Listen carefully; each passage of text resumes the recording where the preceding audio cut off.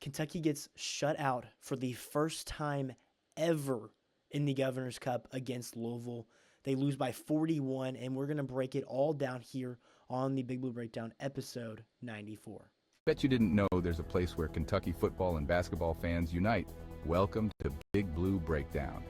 Whether you bleed blue or just love a good game, we've got the latest stories, hottest takes, and a whole lot of hometown pride. Hit play and join the conversation. This is your home for all things Kentucky sports. Welcome in, everybody, to episode 94 here on the Big Blue Breakdown, as we will be talking about Kentucky just getting absolutely dismantled against the Louisville Cardinals earlier today. They lose by 41 in this one, guys. I mean, absolutely just blown out of the water. There's a lot to kind of go through here. Obviously, we're going to try our best to, quote-unquote, break down this game, even though there's really no point in that, in the X's and O's and in the stats, but we're still going to give just a little bit of that portion to the episode, and then we're really going to talk about the main picture here and the future of this program, and just what really. I'm going to give you guys 3 different scenarios and what can happen in those scenarios. 2 I can be a little bit more specific on, and there is one option that should not happen. The other option, honestly, it's the most likely to happen. Good things can come out of it, but I wouldn't be too confident in it because of what we've seen from Mark Stoops. But before we dive into anything here on episode 94, I want to say I very much appreciate you guys. We are at like 131 subscribers here now on YouTube. I appreciate you guys doing that. I appreciate all the help. Go check out the pod. Make sure to like, follow, and comment there. That's the best way to help the channel there. And then here on YouTube, do the same thing. Like, comment, subscribe. It's the best way to help out the channel. And then follow us on social media at BigBlue_BDown on TikTok, X, and Instagram. So let's go ahead and dive into this. But before we go ahead and do all of that, I want to go ahead and give a quick word over to our friends at W Energy. Make sure to use code Big Blue 10, Big Blue 10 to get 10% off your order every time you use it. And we'll be right back here on the Big Blue Breakdown, episode 94, to talk about the dismantling of the Cats. Hello, everybody. We wanted to take a break in this episode to tell you about our friends over at W Energy. W is a clean energy drink that is made to give you focus with no crash, jitters, or angst like any other energy drink. Some facts about W. Number 1, it's 0 sugar, artificial colors, or dyes, or hidden ingredients. It is also gluten-free. Number 2, all flavors are unique and custom made by W. You'll never taste anything like a W drink. Number 3, the drinks are $1 less, guys. That is cheaper than Starbucks or any canned drink. Lastly, it is made in the U.S. It is close to home. Guys, if you guys are looking forward to going to a Kentucky football game or Kentucky basketball game and you need some energy, get W. W is the perfect thing for you working out and you need some energy. You need W. You need W throughout the day. It is for you. Use promo code BIGBLUE10 to get 10% off every single order. Guys, it not only just helps you guys be able to have a clean energy drink that you can use all the time with the tubs that they give you. It helps me and it helps the channel keep growing. And with you guys, if you guys do that, it helps us post more content and helps them, guys. So it's a win-win-win for everybody. But thank you guys so much for your time here. Please go check out W. Check out their website, and when you are about to purchase something, use promo code BIGBLUE10 to get 10% off your order.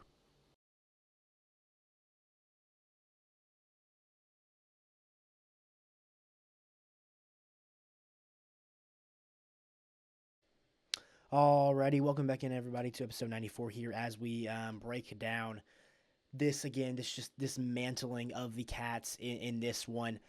There's a lot to honestly go through here. As we talked about, we want to talk about the big picture, but we also want to talk about this game. Okay, we're going to start out with the game. It's going to be a little bit shorter than usual. No reason to really dive into a lot. But the reason why Kentucky lost simply is because they could not move the football. And we couldn't stop them. We couldn't stop them on the ground. The two main key factors I had going into this game, keys to victory for the Cats, number one would be to get it done on the ground, right? Get it done on the ground, start on the ground, get everything rolling there. And then I think Cutter would have a better position moving, throwing the football from there. And then on the other side, with four running backs out and a walk-on playing, you would think that we would be able to boggle up this running game and completely make them one-dimensional. No, that was the complete opposite today. They were able to run the football, and we weren't. And then Miller Moss played a heck of a game and just absolutely killed us through the air. So the numbers here looking at this is Kentucky had 140 total yards, while Louisville had 300 more. Let that sink in. 300 more yards.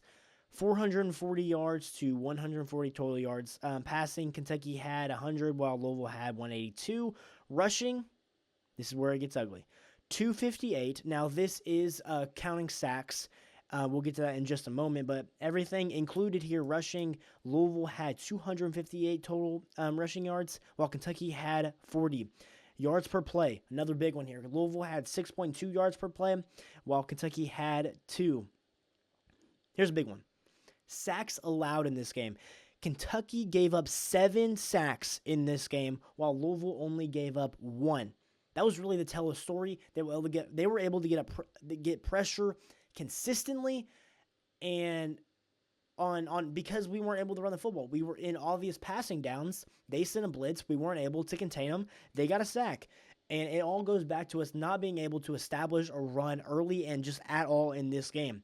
And then we move to time of possession, where Kentucky needs to have that because their inability to push the ball down and score. Kentucky sits at 23-32 in time of possession, while they get dismantled here by 13 minutes. 36-28 for Louisville. So really all the stats here show it was just a dismantling of the ball game. And it all goes back to they were able to establish a run and establish that run early and hit shots off of that, and we just couldn't stop them. Like, we literally couldn't stop them. And then on the opposite side, we couldn't get a ground game going, which consistently put us in third and passing situations, and we couldn't complete a pass because it was obvious. And then special teams absolutely cooked us in this football game. They had where they scored their first touchdown was off of a blocked punt. So special teams didn't play good, defense didn't play good, offense didn't play good. Whole system shut down. And how many times have we seen this over and over again this year?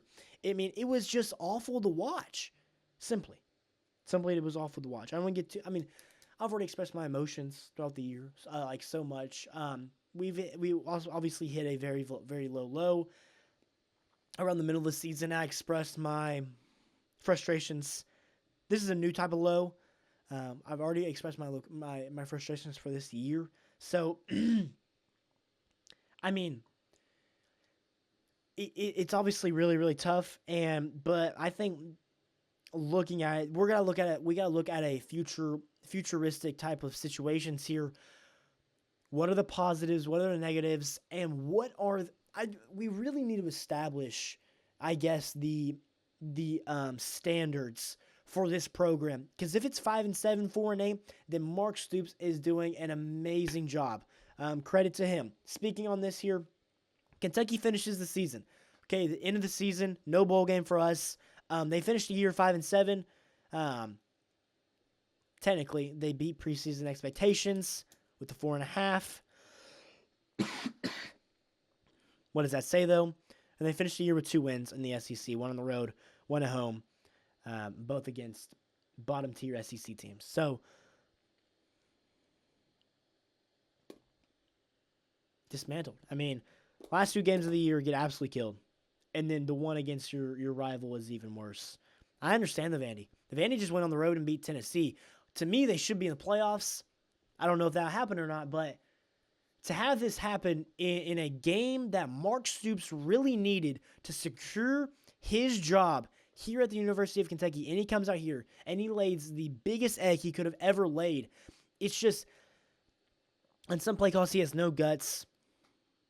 The in-game coaching isn't there, and sometimes the preparation isn't even close to being where it needs to be. Very, very frustrating year for Mark Stoops once again. Yes, we had a nice little 3-game winning streak, and as fun and as exciting as that was, and how much we loved it when we seen the growth in this team, let's take a reality check here. It was 2 bottom-tier SEC teams, one without a head coach, and then we played an FCS team. Let's be honest here. Now, would the narrative be different if he beat Louisville? Sure. I understand the narrative being different if he beat Louisville, because he would have made it to the postseason. He would have won 4 out of the last 5 games of the year. Should have beat Texas early in the year. We should have already been bowl eligible, but it's the inconsistencies. And now his job is looming up in the air. Now, obviously, he's going to say that he wants to be here. He's already said that in his post-game press conference. He said that this is where he wants to be, and all these different things, and how he's not leaving. There's 0% chance. No means no. Like 0, like 0 means 0. Like, he's not going anywhere. He's not going to walk out this building. He's not going to quit on this team. Per inside sources, some people are saying that there are going to be negotiations happening, and Mitch Barnhart has to step up and make a decision soon. That decision has to be made, honestly, in the next 2 weeks, because let's say Mark Stoops is our head coach. We have to get a head start, jumping into the portal, getting guys to come play for this team. That will be good next year. Obviously, expectations and come with how good you think your team is going to be going into the year. This year for Kentucky basketball, that was a national championship. It still is, I think. And then you look at the football this year. It was try to make it to a bowl game, right? It was try to make it to another bowl game. Finish the year 6-6, and they end up with 5. So they did not exceed the expectations going into this year, and they haven't done that in a very, very long time. So it is. I don't want the Mark Stoops experience right now has not been good. He brought us to new heights, but it feels like, as I said earlier in the year, he's just putting us back down the ground where we kind of started with him. So before we dive into the last segment here of this episode, Cutter Boley in this game, I'll talk about Cutter Boley in to a larger extent here in a minute, but in this game he did go 13 of 26, 100 yards passing, 0 touchdowns and 2 interceptions. We'll go ahead and dive into all the other things once I get back, the future and what that holds, and these different, I think we had 3 different scenarios here, and I'm going to talk about them once they come up here. So we'll be right back here on the Big Blue Breakdown episode 94. We're going to give a quick minute over to our friends at Bluegrass Elite. Make sure to use code BBB15 to get 15% off your order. They're having amazing sales right now for Black Friday and game day sales, so that's pretty awesome. Go check them out. Again, make sure to use code BBB15 to get 15% off your order every time you use it. We'll be right back here. All right, real quick before we keep going, I've got to tell you about our new partners over at Bluegrass Elite. They've got some really nice Kentucky gear, clean designs, stuff that actually looks good on game days. I've been checking out some of their shirts and hoodies myself, and the cool thing is they're hooking y'all up with 15% off every single time you order. Just use my code BBB15 at checkout. So if you want to rep the Cats and save a little money while doing it, hit that link down in the description of this video. Guys, go check them out. Really, really good gear over there. Make sure to use my promo code BBB15 to get 15% off your order every time you use it. Let's go back to the episode. Alrighty, guys, welcome into the last segment here of the Big Blue Breakdown, episode 94. as we're talking about Kentucky's dismantling and how that kind of aspired in this game, even with a mediocre. Okay, give credit to Louisville here, right? Let me say this before I dive into the last part here. Give credit to Louisville, give credit to Jeff Brom, give credit to Miller Moss. This team is not that good. They are a middle of the pack ACC team that is completely banged up, and we got dismantled by them. What does that say about us? So. Before I dive into what the future holds here, there's 3 different scenarios that how the administration could go about this and some things that could happen this offseason. We'll talk about the negatives. We'll talk about the positives. But first, I do want to say it does seem like no matter what, Cutter Bully will be coming back next year. I do believe that in my heart of hearts, even if there is a coaching change, he will be back. So, and that's a big thing. Yes, he did not play good in this game. He's the quarterback of the future here at Kentucky. We know what he can do. It seems like every time we go on the road, he doesn't play good. But we've seen the really, really good stretches that he has had and the type of quarterback that he can be.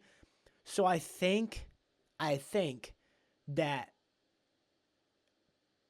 even if it's all the same, we'll get into that scenario. Even if it's all the same, I think we'll see a step from Cutter. And he will be better next year. And I think that this is a guy that you can really surround a good staff with, and like meaning surrounding support, and he can be very, very good. I think right now he is in the middle of the SEC and QBs. I think he could move up to about the 5th best or the 6th best quarterback in the SEC next year.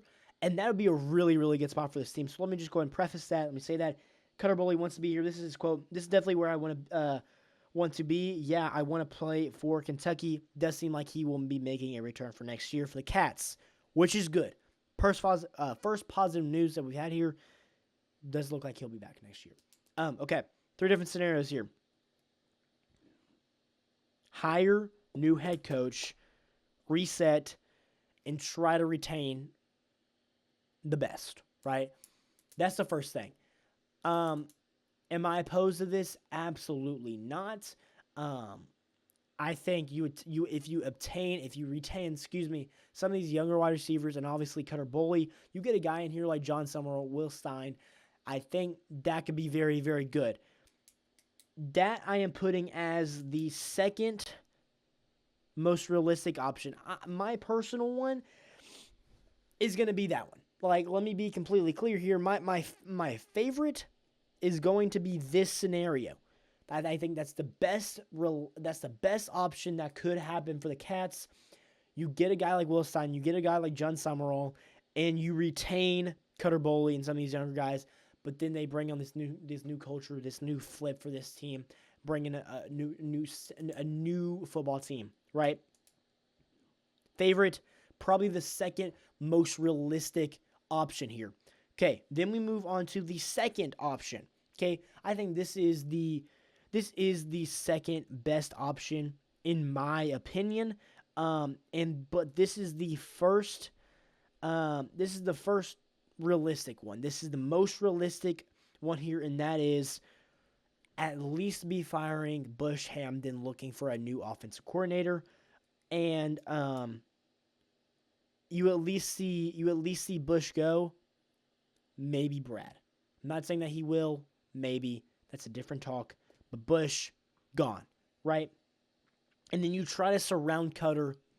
You try to retain all these guys, and then you try to surround Cutter with the best possible transfer portal that you can. And then lastly, no one fired, and then you do the same type of thing with retaining as much as you can.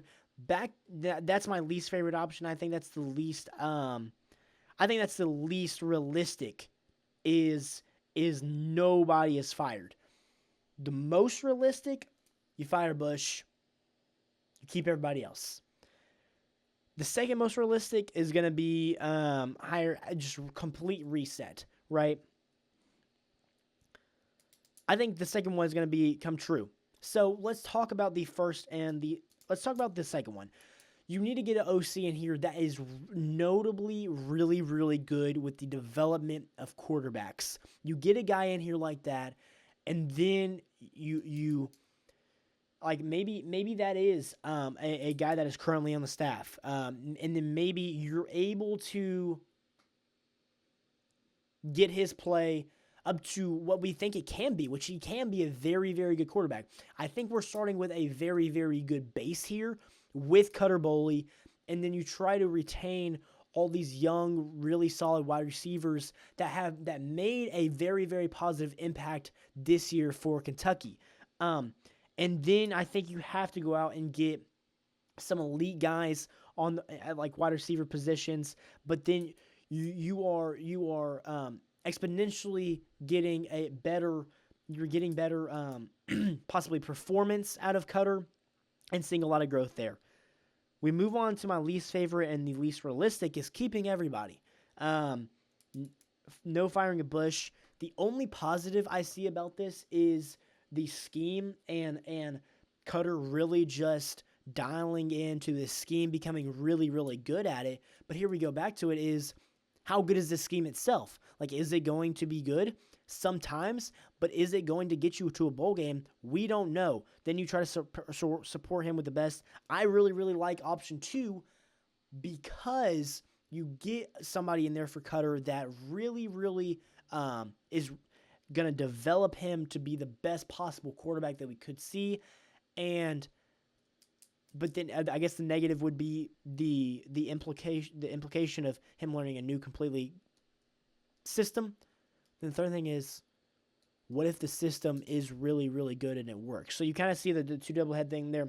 And then my personal favorite, but the second realistic option is going to be, again, fire everybody, get somebody new in there, get everything new, try to surround Cutter with the best possible everything, and you go from there. So that is my that is the 3 things that I think could happen. We will keep you guys updated and monitored on those things. I think the expectations at Kentucky right now, you get to 6 to 8 wins. You get to 6 to 8 wins, and you're meeting the expectations. But here is also another expectation. If you do that consistently a couple years in a row, there is an expectation that you take that next step and you become in playoff implications. I think that's as high as it could go. I know as negative as that could be, that's as high as it could go. 3 possible choices here. Yes. Yes, there is some good options here. There's some honestly some good positives to some of these options, but the positives rely on us trusting in Mark Stoops. I can't trust him right now. So that will wrap up episode 94 here. I appreciate you guys tuning in here and listening to this episode. Catch you guys on Monday when we do a preview episode of Kentucky versus North Carolina basketball. Very big game for the Cats. And I just want to say thank you guys for a really fun football season. I know it had its ups, and it was fun. Had its downs, and it was really, really bad. Not the season that we won in 5-7, but it was fun being on here, guys. I appreciate you guys for another really, really good and cool year. We'll keep you guys updated in the off season for hopefully a very successful and fun off season. Hopefully it turns into Kentucky getting to that 6 to 8 win mark. Appreciate you guys tuning in here, and as always, I almost forgot to do the pod outro. Appreciate you guys I completely just forgot about it. But I appreciate you guys tuning in here, and as always, go Cats.